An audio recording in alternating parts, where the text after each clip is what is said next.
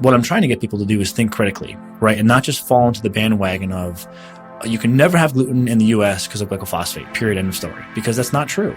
And that's not what the data show. And again, I'm perfectly open to updating my opinion on this, but my opinion has actually swung. I was very liberal with my doling out of a fully gluten-free diet up until the point where I saw it hurting people, and some people actually improving quite a bit when they were actually told they could experiment and find what their own reaction to gluten was. And that took an immense amount of psychosocial stress off of them, and they started to feel much better because of it. And then B, when you look at what the research literature is showing, it's not supporting this ethos of no one can have any gluten, but it's rather more of a middle of the road perspective that's skewed more so toward the majority probably can at least have some when they clean up their guts.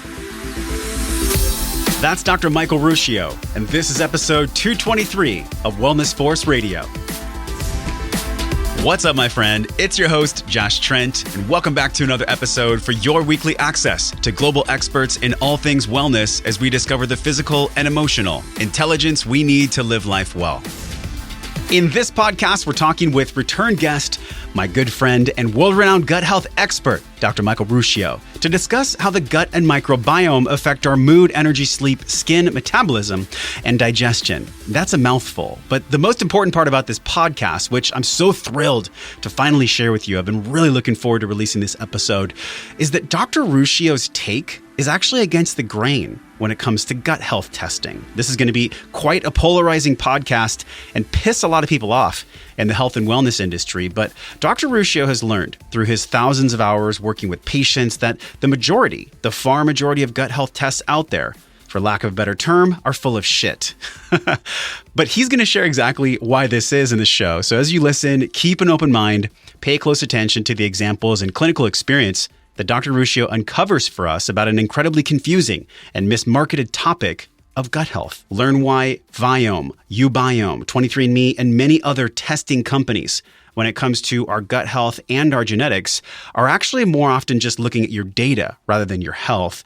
And before we get into the interview, I want to thank IntelliSkin, our show sponsor for these past 12 months. Every single Friday has been giving you our physical intelligence shows. As you know, IntelliSkin makes a smart compression human technology that is used by professional athletes in the NFL, NHL, MVP. Anywhere you look, athletes of all fields and sports, this is what pulls their shoulders back when they're in high competition levels, and it can pull your shoulders back through a tactile response all throughout the day by giving you that sensory perception to actually pull your shoulders back from this patented smart compression human technology. It's been incredible to partner with Dr. Tim Brown and the team at IntelliSkin who truly care about our posture and our breathing. So to celebrate 12 months, we're giving away hundreds of dollars next week in product for free as a thank you for you, the Wellness Force community, for tuning into the podcast. So coming up Monday, August 13th, through Friday, August 17th, we're giving away free product to the community, compression tights for women, and smart human technology compression tops for men and women. Whether you're doing yoga or weight training or trail running, anything else,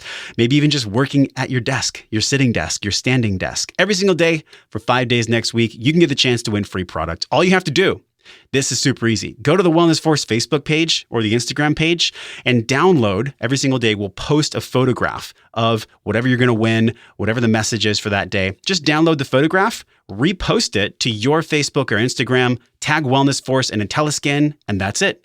You're automatically entered to win. Be sure to subscribe to the Wellness Force Facebook page and our Instagram channel for notifications so you can repost and tag us and your friends to win some free gear. Do not miss this opportunity to win. We will not be doing this again. This is the last time to give you hundreds of dollars in free product. Now, there's no purchase necessary. All entries will be chosen by a random computer drawing mechanism. So take a deep breath, because you can win some free gear. And breathing from our belly deep, we know, is how we can get the down regulation of our stress response in the nervous system. So when it comes to gut health, there is no greater resource out there from my network than Dr. Michael Ruscio. You're about to learn why overfeeding your gut microbiome might not actually be the right path. We understand fermented foods and their relation to FODMAPs. We talk about non-celiac gluten sensitivity and the nuances and confusion that surround that. The Great and 8 action plan that Dr. Ruscio writes about in his new book, Healthy Gut, Healthy You, 8 steps we can all do every single day to reset our microbiome, our diet, and our lifestyle. Pick up this book. It's on our show notes page, which we'll talk about in just a second. We also explore the myths and debunk misappropriated facts about probiotics. Do we actually need them? And if so, what kind of probiotics should we truly be purchasing? We explore 3 categories of these probiotics and so much more, a relationship between our blood, gut, brain, and why less testing might actually be the better path, and a return to the fundamentals of eating, how we were designed to, is actually the most powerful solution. Show notes from today are at wellnessforce.com/223. You can learn more about Dr. Michael Ruscio on his podcast and his website. Do yourself a favor, go over to wellnessforce.com/223. Check out the show notes that our content manager, Lauren, so diligently creates every single week. Now, it's time to drop deep into our gut with Dr. Michael Ruscio. So exactly 1 year ago today, during the recording of this podcast, July 5th, 2017, 365 days ago, Wellness Force Radio learned about Dr. Michael Ruscio in our podcast called The Orthorexia Connection, where we explored this over-obsession with health research and chasing the symptom rabbit down the black hole, which actually creates more disease and stress than sometimes the underlying root cause itself. But today on the show, Dr. Ruscio returns to talk about his new book, Healthy Gut, Healthy You, the personalized plan to transform your health from the inside out. Dr. Michael Ruscio, welcome back to the show, my friend. Hey, man. Thanks for having me back. We've had like 20 questions, actually more, from Instagram and Facebook and the private group. We're going to dive deep today.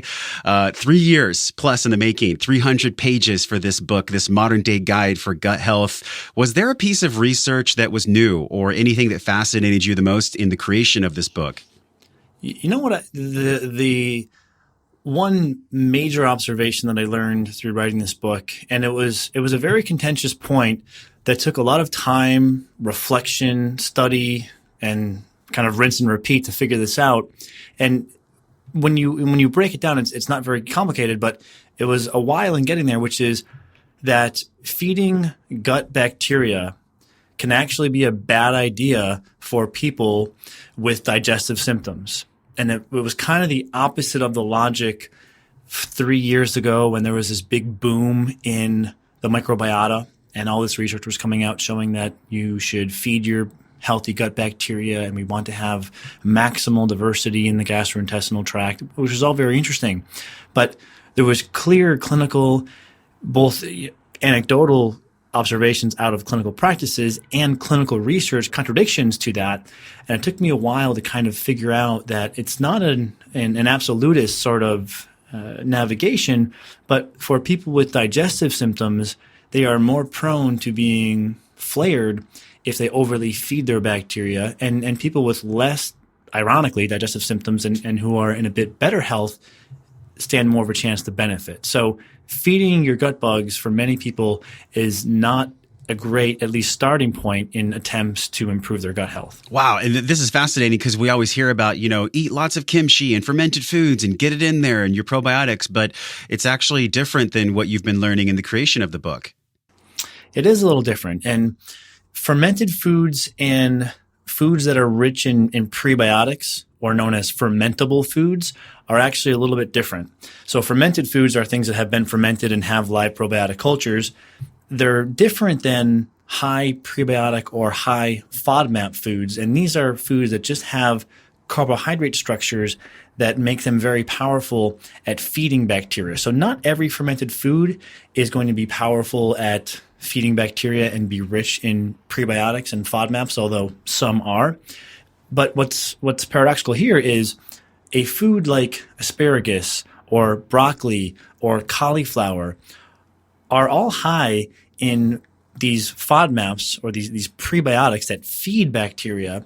And those can, ironically, again, be problematic for people with digestive imbalances and digestive symptoms. So for some people, again, paradoxically, to get to where they want to be, they actually have to reduce the consumption of some of these foods, at least in the short term. And this can be so confusing for so many people. I can't think of one subject out there online that is more mismarketed and misinterpreted than the gut. I mean, looking at everything. A key point there is marketing. And I think that's one of the problems is that people are trying to market products and services.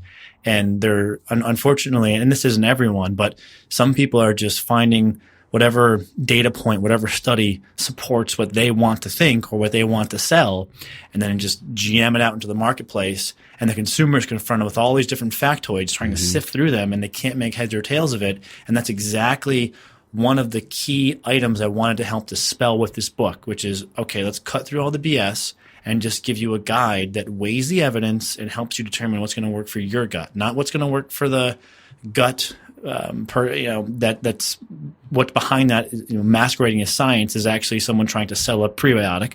Let's just get you to some practical and pragmatic steps after carefully weighing the evidence that will help heal your gut. This is 300 pages. I went through it over the past month. The 6 sections that are on the cover: mood, energy, sleep, skin, metabolism, digestion. This is what I'm looking forward to in the conversation today. And I know so many people have just a general curiosity about what does the gut actually do? Let's start there, because we could go so many different directions in this conversation, man. How does the gut actually work, and what is a simple way to explain its role in our body? Well, probably the two main functions will be digestion and absorption of nutrients, which of course is a key fundamental to health.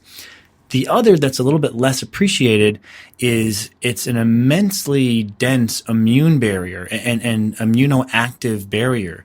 And if inflammation is the instrument of the immune system, then we can connect these dots and conclude that one of the key sources of either immune or inflammatory conditions can be emanating from imbalances in the gut. And this isn't just a far-reaching inference. We do know that the highest density of immune cells is contained in the small intestine. So this is serious. And we also see clinical literature showing that various autoimmune conditions, to one extent or another, may improve, and other inflammatory conditions as well may improve after various interventions that can help to improve one's gut health. There's one study, for example, showing that a gut-friendly diet can reduce thyroid antibodies.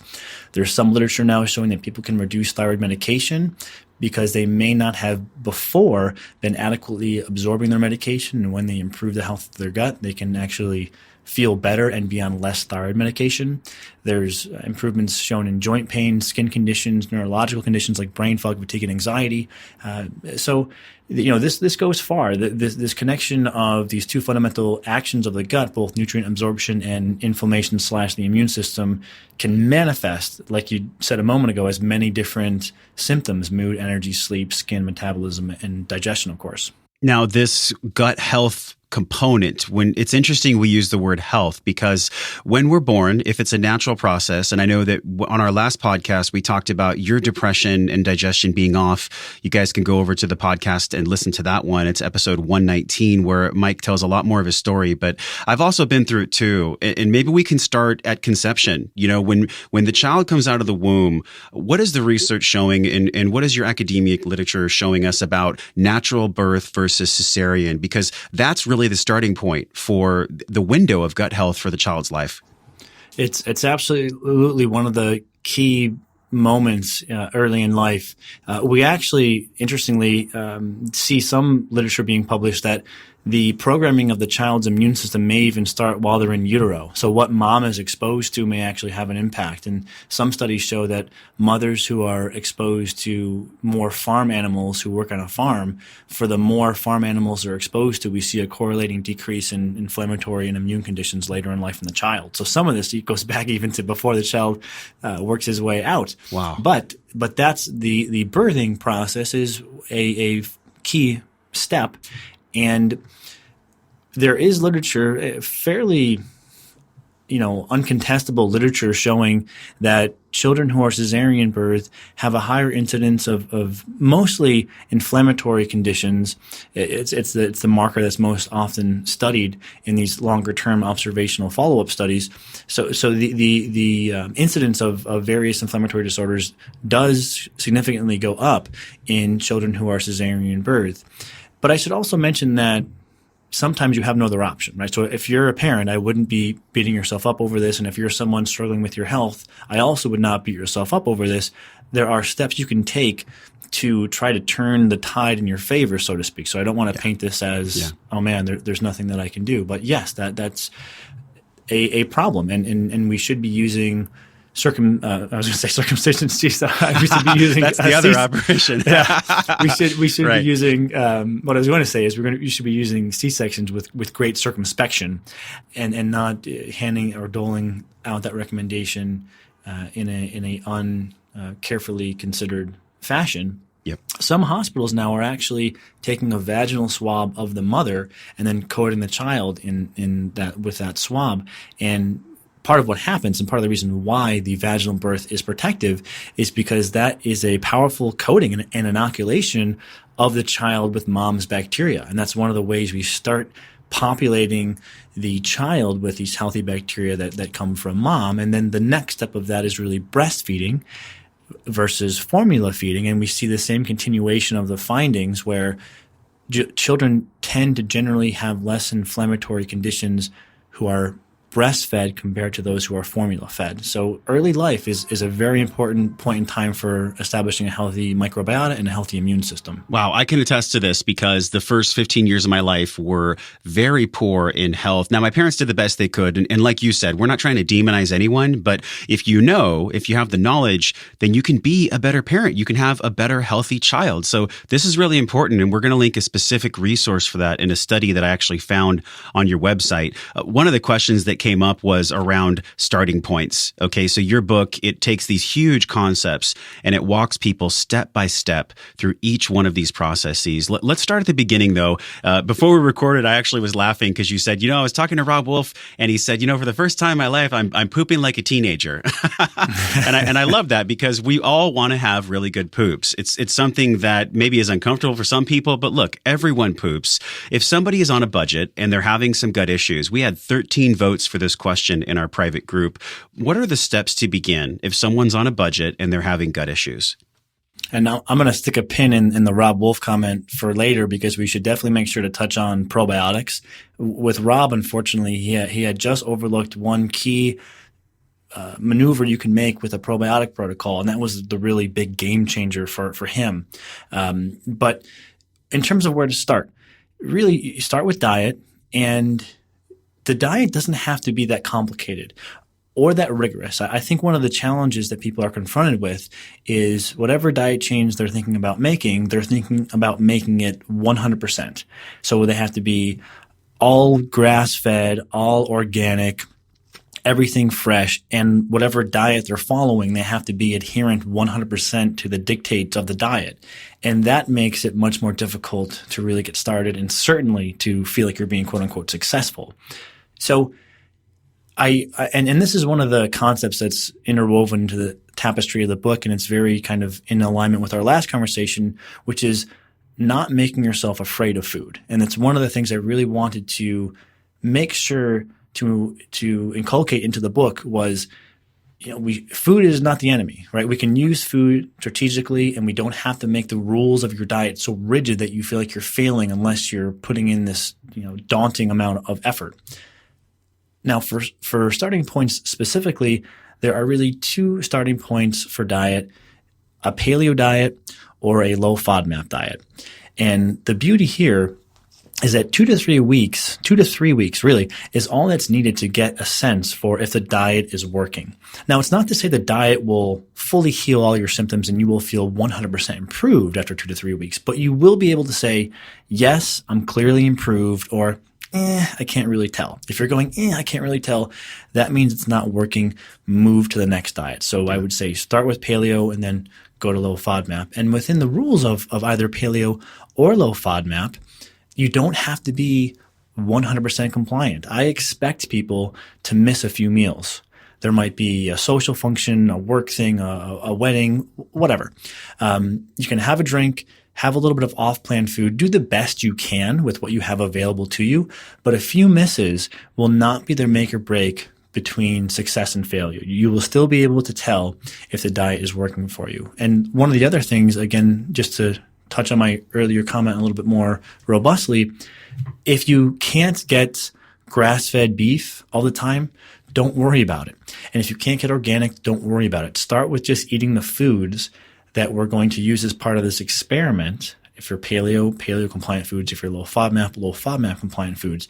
Start there. You can work on filling in all the other items, like getting rid of your Teflon and having only filtered water all the time and trying to focus on organic and trying to focus on well-sourced meats. You can fill those in later. But to make this as easy as possible, do the best you can with the resources that you have and start working through the experiments. Because one of the biggest, I think, stumbling blocks or items that prevent people from starting is feeling like it has to be so hard. And it really doesn't have to be that hard. You can make this a gradual process where you're going to be cultivating a perfect diet over time, but you're starting with kind of the 80% of lowest hanging fruit, so to speak. Yeah. And it's interesting because so many people will say, well, if I can't do it to the template of perfection, then it's not worth me taking little baby steps. And it's like, hello, like pick up the phone. I think really what we're talking about here is the road to perfection is paved with imperfection. And honestly, Mike, like when it comes to diet, do you really believe that we should always be wanting to eat perfectly? Isn't that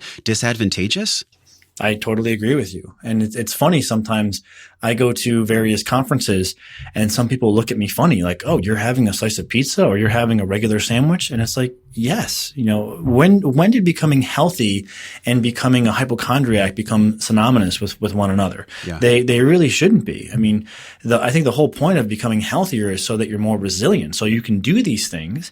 Again, not all the time, but if I want to have a regular sandwich, I can have a regular sandwich. If I want to have ice cream, I can have ice cream because I've built up a robust enough level of health, including gut health, to allow me to have those indulgences, A, and then also B, sometimes people don't even have a problem with the food, but they've been indoctrinated into thinking that they do.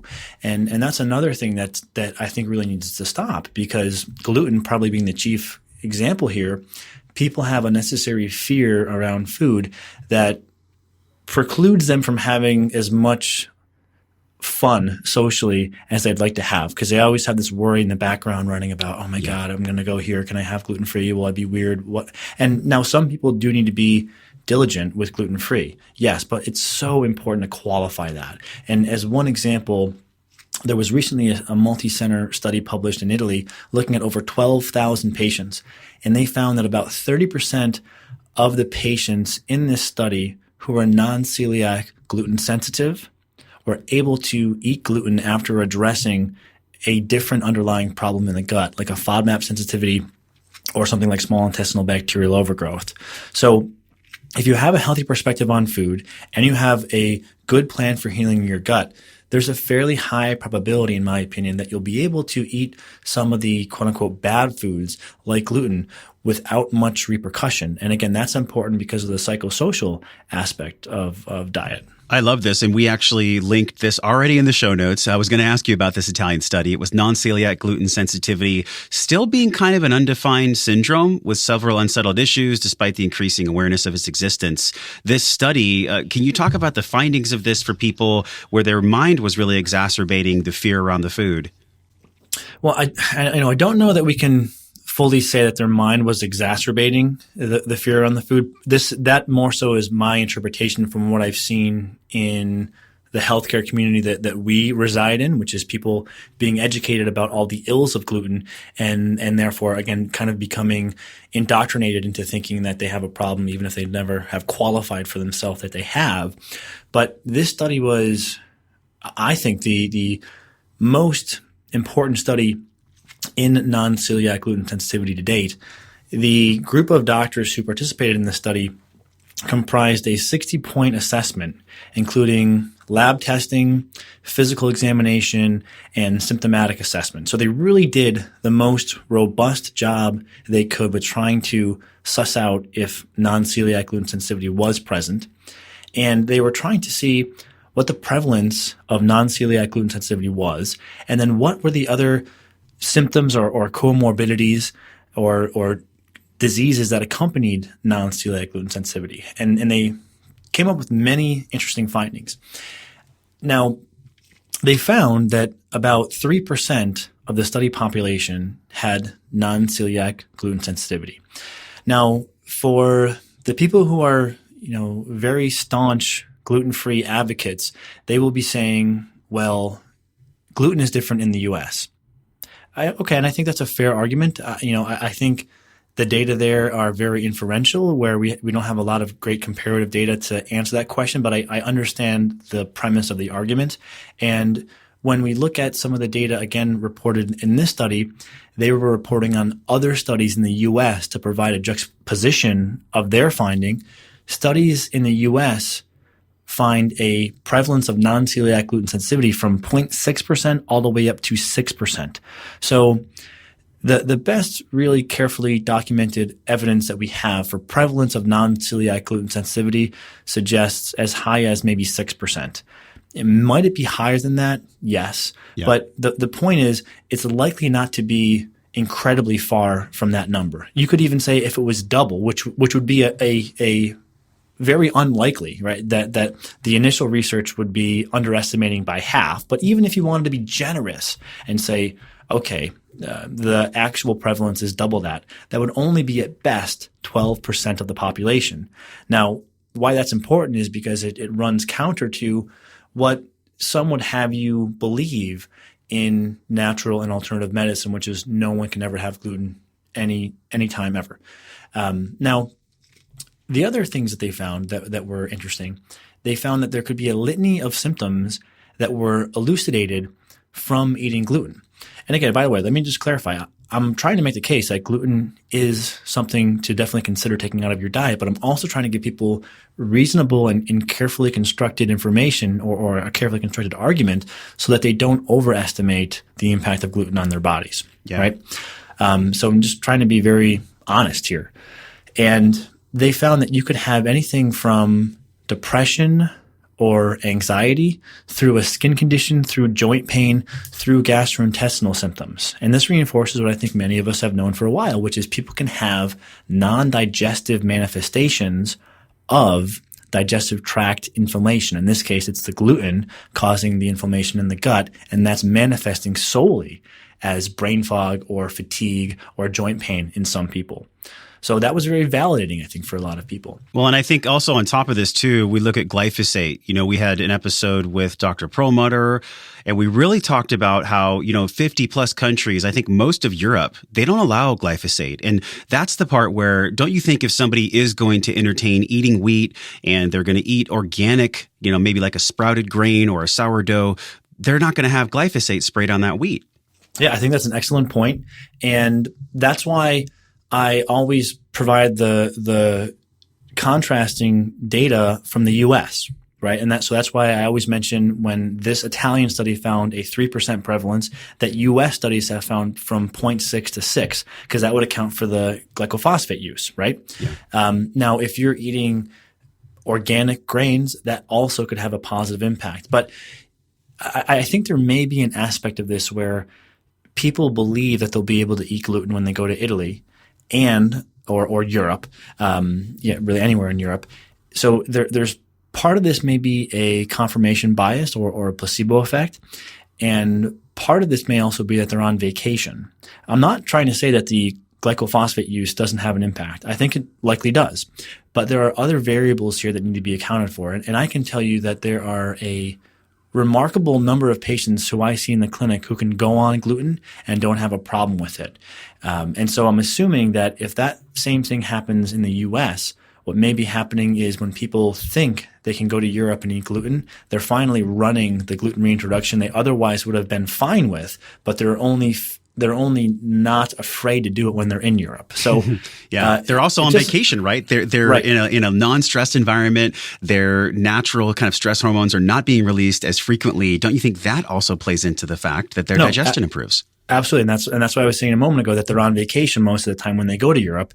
And so between the placebo effect, the vacation effect, and the glycophosphate, all of those likely lead to some of these observations. Again, it's not to say that the glycophosphate is not having a role, but what I'm trying to get people to do is think critically, right? And not just fall into the bandwagon of you can never have gluten in the U.S. because of glycophosphate, period, end of story, because that's not true. And it's not what the data show. And again, I'm perfectly open to updating my opinion on this, but my opinion has actually swung. I was very liberal with my doling out of a fully gluten-free diet up until the point where I saw it hurting people, and some people actually improving quite a bit, like remarkably actually, when they were actually told they could experiment and find what their own reaction to gluten was. And lo and behold, they actually were able to have some gluten, and that took an immense amount of psychosocial stress off of them, and they started to feel much better because of it. A, and then B, when you look at what the research literature is showing, it's not supporting this ethos of no one can have any gluten, but it's rather, more of a middle of the road perspective that's skewed more so toward the majority probably can at least have some when they clean up their guts. And so again, sometimes people have a hard time swallowing that pill, as if I'm swinging the other way and saying, no one needs to avoid gluten. It's funny how we have sometimes a hard time of not depicting everything into a dichotomy. But in this case, you want to just try to find out what your own relationship with gluten should be, really. And I'm sorry, the last point regarding the study that I thought was noteworthy, actually two really quick. Over 90% of the people who had a reaction to gluten, so who were non-celiac, gluten sensitive, had a discernible symptomatic reaction within 24 hours. And why that is important is because sometimes people are advised that, well, you can never have gluten because you could be fueling this silent inflammatory process in your body that won't manifest symptomatically for weeks or months or years. Again, I am perfectly open to that concept, but I need some proof. And I'll be one of the first people to update and amend my opinion once that proof is produced. But for right now, it seems that most people with a gluten reaction will have a reaction within 24 hours. And that seems perfectly logical. If you are fueling inflammation and damage in your body, it's likely that you're going to notice something, right? Something, brain fog, fatigue, anxiety, your skin breaks out, you have some joint pain, you have some reflux, you have some bloating, you have some diarrhea. It doesn't make much sense to say that you're fueling an autoimmune or inflammatory process in your body, yet you feel nothing.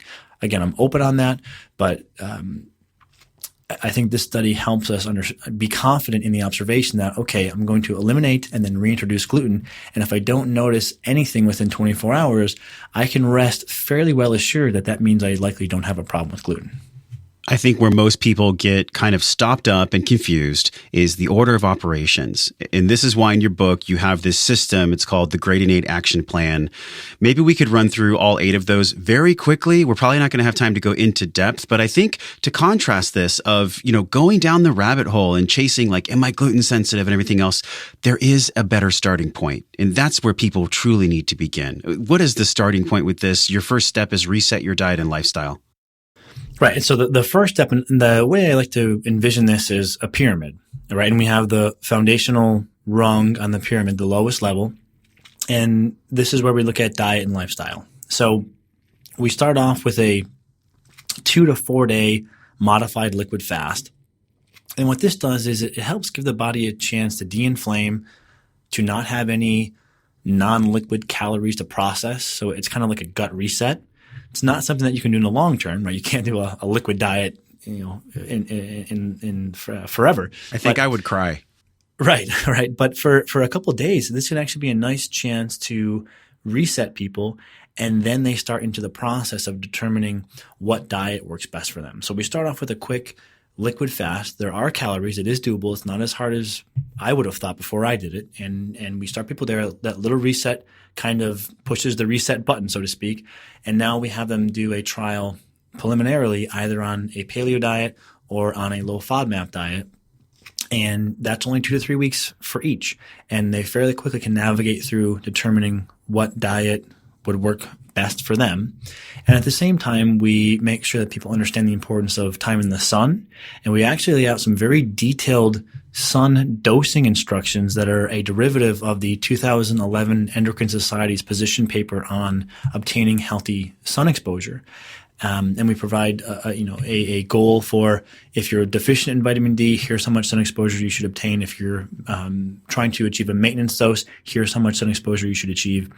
And we also talk about exercise, the importance of time in nature, and the importance of social time and friendship, and not to forget about your hobbies, your family, your friends at the expense of your health and just fall into this black hole of internet research, but to get some time in the sun, outside, being active with a friend in nature. If you can do that, if you can plan a walk with a friend 2 times a week outside in nature, that can have a massive therapeutic benefit that's been documented and is probably more documented than the most fancy adrenal support protocol. Oh man, I'm smiling right now because I think about, resetting your diet and lifestyle for these 8 steps. We're going to link everything about the book in here, but I look at a reset. Really, we're going back to what's real, not to be too much semantics here, but it's like if we can live our life how we were designed to live, which is being in the sun, walking with friends, human connection. Do you feel like that has just as much of an impact on gut health as any supplementation protocol? Well, I mean, it has a very powerful and important impact. And I would certainly say start there before undergoing a probiotic protocol or experimenting with enzymes or using herbal antimicrobials, because that foundational rung has proven health benefits that supersede even the impact of the gut. So, we don't want to have an inverted pyramid, right? That would fall over very easily. So I don't know that you could say they're necessarily better, but they're more foundational and they should definitely be done first. Number 2, support your gut with probiotics and digestive enzymes. On my shelf right now, I have the Now Food Super Enzymes. I also have this new supplement from Biome, and I know there's Ubiome, Viome. We have some questions for you later on about that. What is your view on this? Number 2, supporting the gut with digestive enzymes. Is there a particular type of enzyme in probiotics we should be looking for? With probiotics, I think the biggest miss is that people are navigating the probiotic landscape going from product to product to product with no undergirding philosophy to help guide them. And that's what I try to lay out in the book, which is we can organize almost all probiotic products really into 3 or 4 categories. And for simplicity's sake, I'll just list the 3 in our conversation here. Category 1 would be a Lactobacillus bifidobacterium predominated blend. So when you look on the ingredient section of the label, you will see mainly Lactobacillus or bifidobacterium type species listed. There may be 1 or 2 others, but you'll see, again, predominantly lacto and bifido. Category 2, Saccharomyces boulardii, which is the healthy fungus. And then category 3 are sometimes termed either as soil-based probiotics or spore-forming probiotics, and these typically contain bacillus strains, Bacillus subtilis, Bacillus coagulans, Bacillus licheniformis, Bacillus clausii, and any 1 or up to 4 or 5 of those is what you usually find and is absolutely permissible. Now, why this is helpful is because, for Rob as an example, I believe Rob had never used a Saccharomyces boulardii probiotic. And the moment he did, just the lights came back on. So he had tried a bunch of other probiotic formulas, right? Probiotic 7, gut healing probiotic 5, John's special probiotic. He tried all these different names, but he never pieced together that he was trying different iterations of the same category of probiotic. So what we lay out in the book is here are the 3 different categories. And yes, we provide a specific product that someone can use for each category. But when you understand the category system, you no longer have to just arbitrarily jump from product to product to product, but you can rather say, okay, I'm going to do a trial on a category 1, see how I do. If I feel better, I'll keep it in my regimen. If I feel nothing or feel worse, I know that I should avoid that, and that doesn't work well for my system. And then you can quickly work through the 3 different categories of probiotics. This leads us to a question from the Facebook group, and we're going to stay on point with this probiotics and enzyme question here. Is there a shelf life? Susan asks, is there a certain shelf life for probiotics, and do I actually have to refrigerate them? Good question. And so the short answer is that for category 1 and 2 probiotics, the Lactobacillus bifidobacterium and Saccharomyces boulardii probiotics, they should be stored refrigerated, but they can be out of the refrigerator for a few days, either in one stent or, you leave it out for an hour or 2 at a time here and there. As long as you're not leaving the probiotic for more than a few days out of the refrigerator, in my opinion, it doesn't seem to have much of an impact on the probiotic. The storage is what's really important. If you are not going to be using your probiotic for 3 weeks, you want to keep the probiotic in the fridge, right? If you're actively using your probiotic and it's going to be gone in 3 weeks, then you have some liberty to not keep it in the refrigerator. Now, one, that's because there doesn't seem to be a huge effect on viability if there's only short periods outside of the refrigeration. And 2, there have been other studies done, I discuss this in the book, where researchers have heated up and literally killed the probiotics. So now you have essentially dead bacteria, and then administered those, and they still produced benefits in the subjects who used them. So it's not all about them being alive. I would store them in the fridge, yes, but do not freak out if your probiotic of category 1 or category 2 spend a short amount of time out of the fridge, an aggregate total of maybe a couple days. Man, nature always wins. So these compounds were here long before we were. We're just honestly, don't you feel like we're just trying to get out of the way of them and support them so they can do what they naturally do? Because I think about the way that you've talked about the 3 different, the lacto, the fungus, and the soil-based aspects. Is there a clinical view that you have when using these supplements in correlation with a eubiome or a viome or something like that? That was a big question that came up, Mike, around your clinical aspect of eubiome, viome, and specific gut testing. Yep, no, it's a great question. And just really briefly, category 3 probiotics do not require any refrigeration at all. But to the question of testing, the short summary is that the utility of testing and improving your gut health is vastly overstated. You can go through the entire protocol in my book and not perform one test, and there's a chance you may actually get, with all due respect to my cohort clinicians, you may get better results than many of the clinicians that you work with. And there are a multitude of reasons why that is. One is most of the microbiota mapping assays have demonstrated and have no clinical utility at all. Period. Full stop.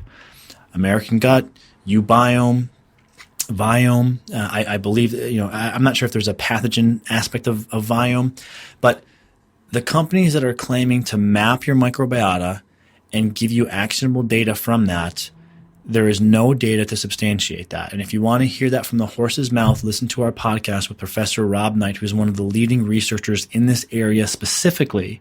And he has very clearly said on our podcast that you should not be using these tests for guiding the clinical process. Now, you should support them to support research and so that we can aggregate data so that we can learn more and eventually get there to where we have the ability to say, your eubiome showed this, so you should use this probiotic. But doing that today is absolutely a fool's errand. There is no data showing, for example, if you're low in lactobacillus, that you should or you would benefit from using a certain lactobacillus strain supplementally. And I can't drive that point home enough.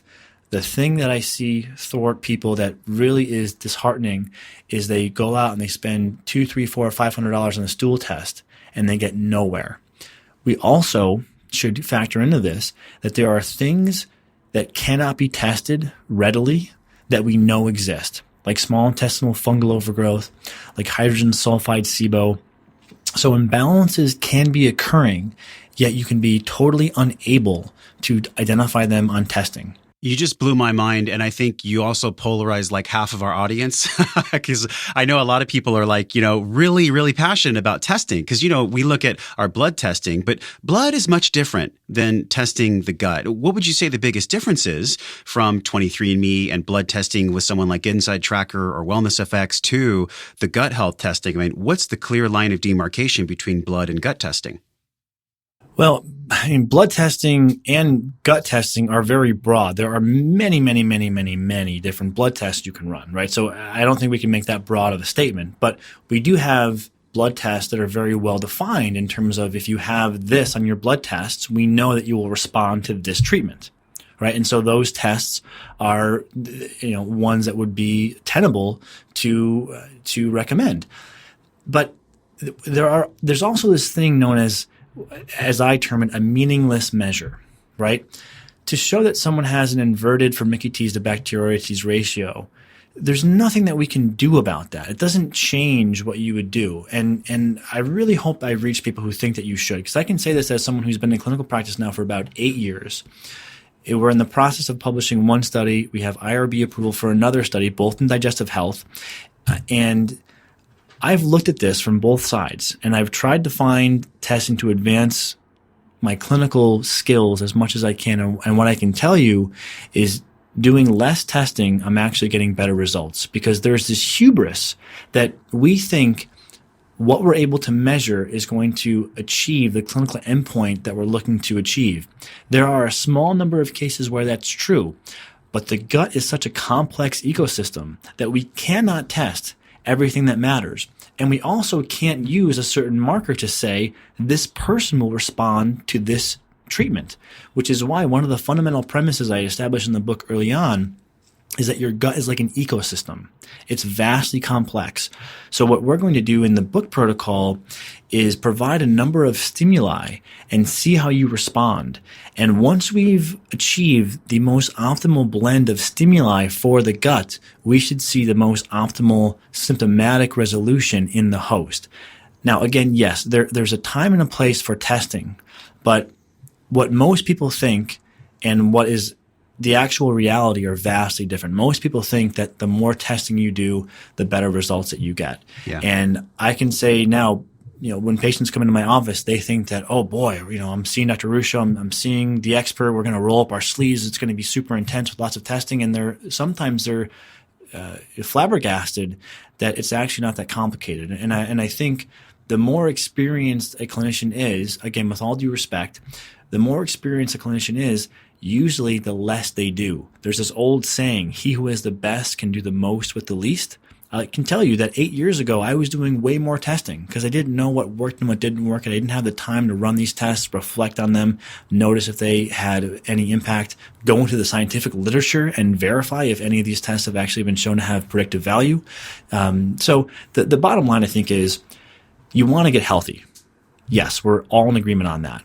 What I'm saying is, for some people, when they end up treating their test results, they actually become worse. And that definitely happens, especially when people use interventions to feed bacteria because they're seeing low counts on a ubiome or American gut or whatever. And they don't realize that we've already done this, right? Clinical trials have already shown that high levels of prebiotic intake for those with IBS and IBD have more of a tendency to flare than to help them.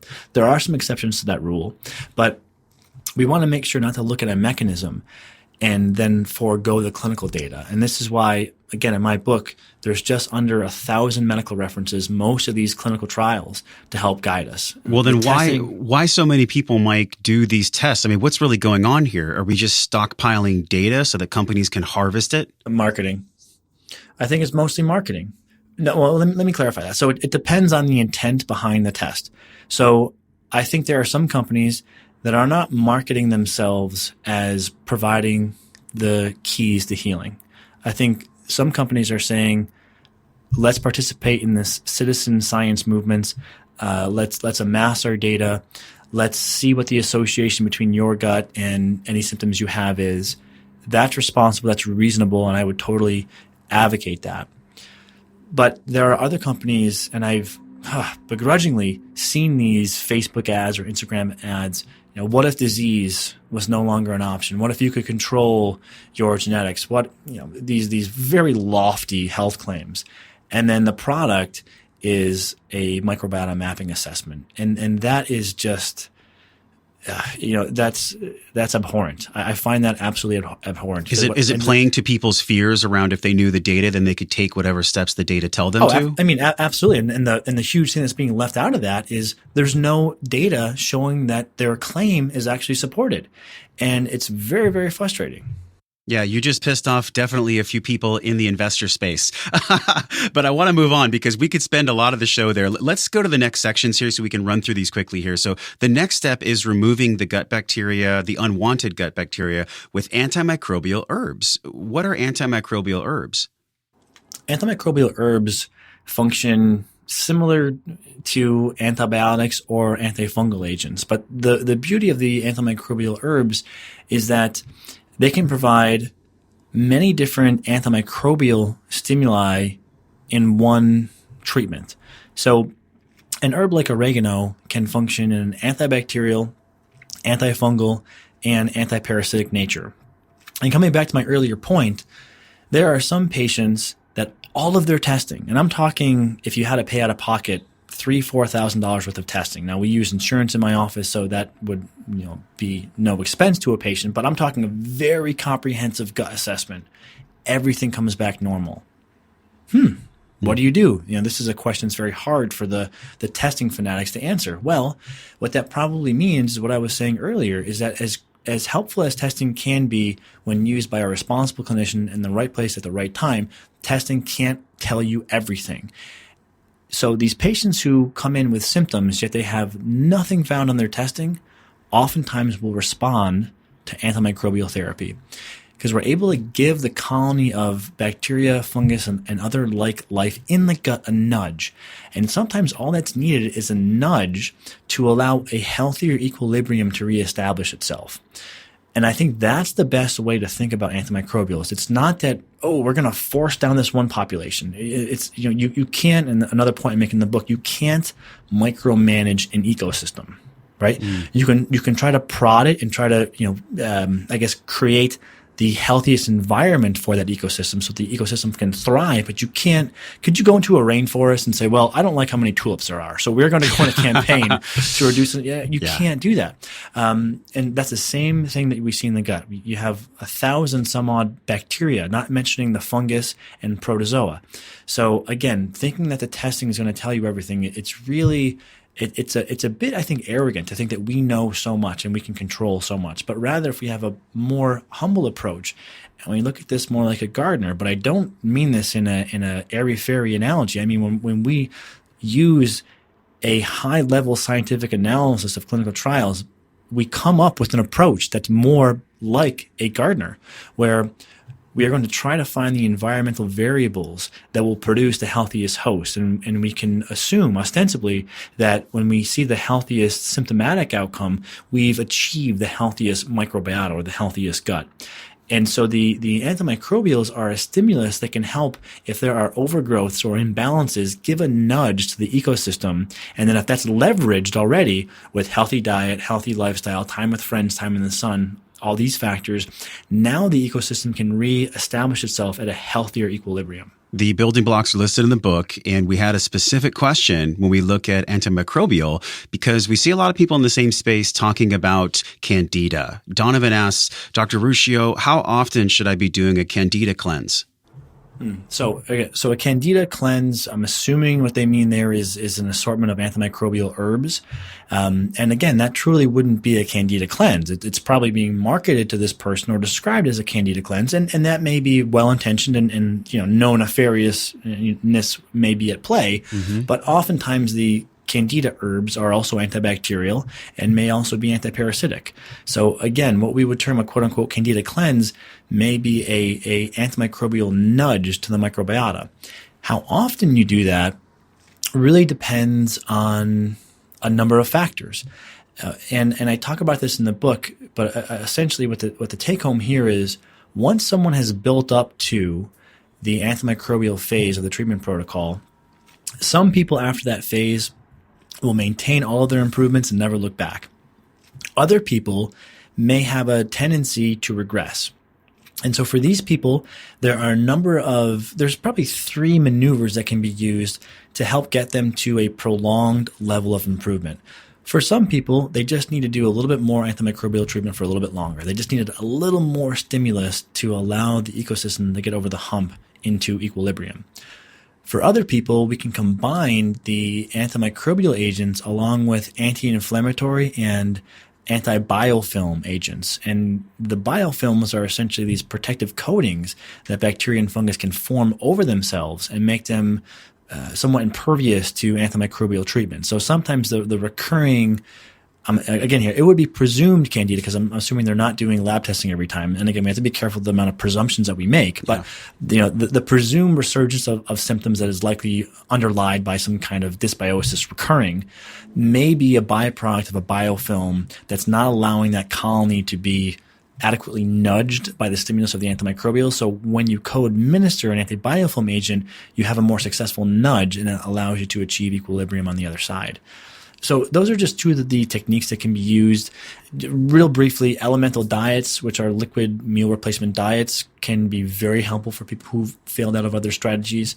And then for other people, they need to finish their their formal antimicrobial phase with a tail of a lower dose, longer term administration. And what I've noticed for some people is they had their knee surgery. they did their rehab, and some people have to wear the brace longer than others. That's the analogy I would use. Okay. Some people can be out of the brace in a month. Some people need to be in the brace for 6 months. And so for some people, the big miss that eludes people, and they get so, despondent when this happens, is all they need to do is just have a little bit longer of a lower dose of antimicrobials and try to wean off at a later date, and that fixes everything up for them. So sometimes what can feel like this unimaginably difficult problem to solve can be solved fairly easily. And this is a quote I share in the book. The difference between knowledge and wisdom is experience. Right? You can get the knowledge of an antifungal protocol on the internet in 2 seconds, but the wisdom for how to properly apply that is accrued after years and years of diligent study and reflection. What's one of the biggest pushbacks you get? Because I think, honestly, you have quite a bit of a polarizing view when it comes to testing. What's some of the pushback you've gotten from the health and wellness communities in regards to your stance on testing? Well, I've actually been generally well supported in my stance. And you'd be surprised how many patients, they have no inclination to do any more testing than they have to. And when someone steps up in a confident way and says, hey, we can fix you for half the cost because we're going to cut out a third of the testing, they say, I'm all on board. Easy answer. So it's not a hard sell for most of the patients. And most of the providers are actually the same way, because they're saying, well, my patients don't love this huge lab bill. And sometimes I'm having a really hard time reconciling these lab results not matching with what the patient presentation is showing, or the patient response. You have some people who push back, and I think mainly the people who push back feel like I'm attacking them, and I'm not. And again, I should maybe clarify here that I think any clinician or health coach or provider, they are doing the best they can with the education they've been given. I think the problem is that the education has been we've been a bit overzealous, and I think as a field we're maturing. And part of maturity is efficiency. Just like a cell phone 10 years ago cost a lot and didn't do much. Same thing with functional medicine, right? It's not, as we go forward in time, it will cost less and it will be able to do more. And that is what is going to allow us to reach the masses, right? This elitist, very expensive hyper testing model selects for only the people who are the highest motivated or have the highest level of disposable income. So there are really no losers here. Even the lab companies, who you could say, well, maybe it'll cost the lab companies money. Not really. Not if this movement is able to broaden out and reach more people. They will have less money per individual, but they will have vastly more individuals they can service. Man, this is awesome. So we're not going to have time to get too deep on the other half of the steps. They are in the book. They're at the show notes page, wellnessforce.com/radio.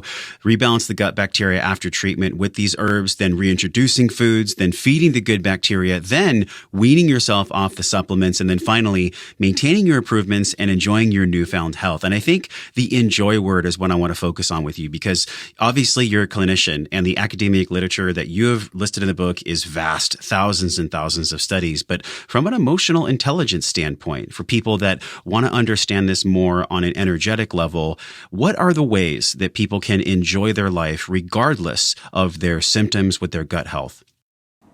Well, I think one of the things that can be helpful to that endpoint is just written into the tapestry of the book, which is trying to look at diet in an empowering way, in a non-fearful way. And I'm hopeful that that's come across thus far.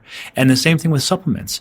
As you mentioned a second ago, the long-term objective is not to have people feel dependent on supplements and on a lot of supplements in the long term. The objective is to have them on the broadest diet and on the minimal amount of supplements. But part of what I try to indoctrinate into people is a responsible and a pragmatic view on these things. So part of being able to enjoy your life, I think, is just having a health paradigm that's conducive to that. And I think that it really goes a long way, because part of the enjoyment is social, and part of social revolves around food. And so if your health paradigm is not very confining from a food perspective, I think that can be helpful. We had a question from Daniel. Daniel asks, if I have a night of binging and drinking, what is the most health-oriented thing I can do the very next day? And I think, in other words, what he's asking is, if he goes off the rails, if he does have a night of social interaction and he eats some inflammatory foods, what's the optimal steps the next day? I mean, if you've built yourself up to a healthy point, you don't necessarily have to do anything, right? And so you may not have to do anything. And that may be the healthiest thing for you to do is not think you have to do anything because you had a little bit of fun, right? That's A. B, if you notice symptoms, right? If you're a bit more sensitive, well, then one, I would go through the health protocol in the book because that may get you to a point where you're more resilient. For example, I can go out and have a few slices of pizza, a few beers with friends, and there's no recourse the next day. But was I there 10 years ago? Absolutely not. Right. I would have a problem even eating eggs. Right. So I've come a long way, but with a good health approach and a good gut healing approach, many people can get there. There's always going to be a smaller subset of people who are very sensitive and have to work very hard. For those people, if you notice you're not feeling as well the next day, one thing that can be helpful and is very easy to do is fasting or a modified liquid or juice fast. For some people, that's all they need is just some time away from any type of food, and they may feel much better. And upping your dose of a probiotic can also be helpful. Those are probably two of the simplest, most helpful things are either fasting or upping your dose of probiotics. And you can make an argument for using ginger or some anti-inflammatories. Sure. I think the best thing would be a intermittent fast or a liquid fast, and maybe increasing a dose of a probiotic in the short term for a couple days. So you wake up in the morning after a night of drinking and maybe just some bone broth for like 12 hours. That sounds like a pretty good option to me. Mike, this has been such a great mini masterclass. Thank you so much for sharing your wisdom. The book is Healthy Gut, Healthy You. Last two questions before we say goodbye. This is a big one. We've seen this a lot recently in health. Activated charcoal. Jennifer asks, Dr. Ruscio, should I be using activated charcoal on a daily basis for my gut health? It's not something that I've really gotten into. I've heard about activated charcoal. I understand the mechanism of being able to bind toxins. And I believe in Brian Walsh's detox protocol, which in my mind is the only detox protocol that I trust. I think he recommends activated charcoal, but I'm not sure. I would say, quite simply, do some experimentation. If you notice you feel better with it, I would continue, but try to use only the minimal effective dose. That's an important concept. Also, if you haven't gone through a comprehensive gut healing plan, I would go through the plan in Healthy Gut, Healthy You, because that may enable you to come off the charcoal, because it may heal whatever it is that underlies the need for that. Man, I so enjoy your viewpoint because I really believe you combine this emotional and the academia for the physical, understanding the nuance, the just literally stacked resources that are so confusing for people out there. I believe this guide, this Healthy Gut, Healthy You, is going to be my go-to. There is like 15 different pages that I've dog-eared, and you should see my copy. I'm actually going to post my copy on social so you guys can see that I'm telling the truth here. The last question for you today, man, is wellness. Now, you answered this question a year ago, and it was around wellness and defining that. How has wellness changed for you in the past year, and how do you see wellness in your life now? Well, I don't remember exactly what I said a year ago, but I think the definition will probably be fairly consistent, which is, in my mind, wellness is building yourself up so that you have enough energy and a high enough of a sense of well-being so that you feel like you're bringing your best self to all aspects of your life, and you have enough juice in the tank to do all the things that you want to do. So, and you'll see in there that doesn't, wellness to me is not defined by eating 100% organic or what have you. The real end game is trying to be able to live the life you want to live unencumbered by fatigue, anxiety, brain fog, bloating, urgent bowel, or the inability to feel like at the end of the day when you have an hour to play guitar because you're trying to learn that, you're just so tired that you can't play the guitar and you just end up sitting on the couch and watching TV instead. So that's how I look at wellness. The other thing I guess I would wrap into that, because that's the fundamental pillar, but I think you need to have something that you're trying to do with your life. And there's this quote by Nietzsche I always reference, which is, he who has a why to live can overcome almost any how. So I think it's important to cultivate that well-being so that you can then exercise it to effectuate something you're trying to do that's bigger than yourself. And so I think those two things are the two fundamental kind of pillars that I see in my mind when I picture what is wellness. Thank you for your definition, man. And thank you for sharing your wisdom on the show. Everything's in our show notes today. And I want to pause for a breath and acknowledge you, man, this powerful work of cutting through, honestly, the bullshit that's out there. There's so much misleading marketing. So thank you for taking the time, 3+ years, man, to create this book. And everybody gets to pick up a copy of Healthy Gut, Healthy You. Dr. Ruscio, thanks for coming on the show, man. Thank you, my friend. Hey, my friend, thank you for hanging out and growing with me on today's show. Remember to hit subscribe, share this podcast with somebody you care about that you think gets to hear this message. Support the show by leaving a 5-star review for the podcast right now, simply by tapping on your show artwork on your iPhone. Click that purple link that says review this podcast. It helps the show reach more conscious and smart people like you, and your voice will attract more world-class guests that want to come on the show. So let them hear your voice. For all the downloads, videos, links, and free resources mentioned on the episode, go to wellnessforce.com/radio. And while you're at my house on the web, join us in the Wellness Force community newsletter on that page, and I'll send you 4 free guides around staying healthy with your eating, moving, and sleeping while you travel. But don't let this conversation stop here. Join a group of people like you over at the Wellness Force community Facebook page. This is where we talk about the things that really matter. We share our wins, inspirations, struggles, and a lot more. So join us, tap on the show artwork on your phone, and hit that purple link that says join the Facebook group, and I will welcome you at the door. Okay, now you get to go out into your world and create impact for the people that you care about. So until I see you again real soon, I'm wishing you love and wellness.